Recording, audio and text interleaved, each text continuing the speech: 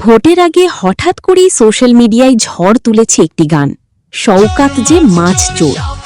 Kitchen থেকে বিদেশের রাস্তা, আবার সাধারণ মানুষের মুখে মুখে সব জায়গাতেই এখন একটাই সুর।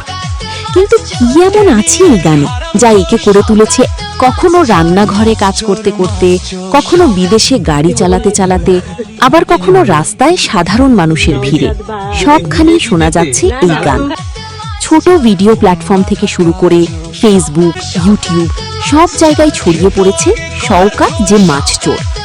বিশেষজ্ঞদের মতে এই গানের ভাইরাল হওয়ার পেছনে রয়েছে তিনটি বড় কারণ। প্রথমত, গানের কথায় রয়েছে সহজ, মজার এবং ব্যঙ্গাত্মক টোন, যা খুব দ্রুত মানুষের মনে ধরে।